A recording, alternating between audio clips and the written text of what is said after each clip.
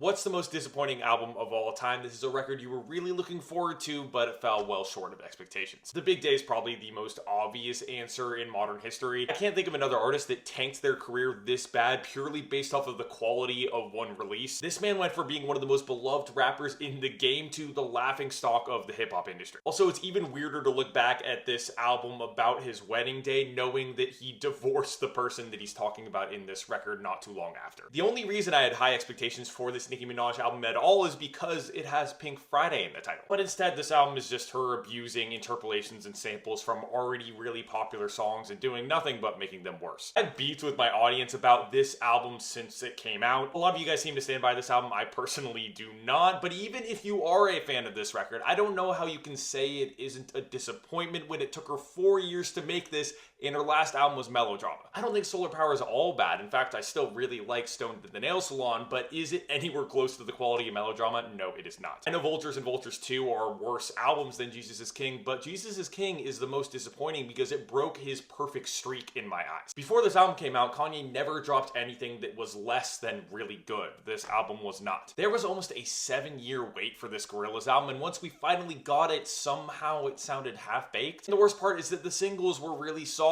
but then we got the album and there's all these pointless interludes and it ended up being a total mess. I think Future Nostalgia is easily one of the best pop albums of the 2020s. It was a definitive project. But while Radical Optimism isn't a bad record, there's nothing definitive about it at all. I don't even know what this album wanted to be. The quality of Hold a Girl is fine, but what was so disappointing about this album is that Rina Sawayama paved a lane for herself with her previous record, and then she just completely abandoned the nu metal sound of that album for something that relatively is kind of plain. Playboi Carti took a 5-year layoff and he let a bunch of other copycats do his sound for him while he was gone. Then we somehow got an album that feels totally unfinished. The majority of these tracks feel like demos. I don't understand how this took him 5 years to make. Marshall Mathers LP2 made fans think that Eminem was heading in a positive direction, and then his next album was Revival, which I think is pretty easily the worst record of his career.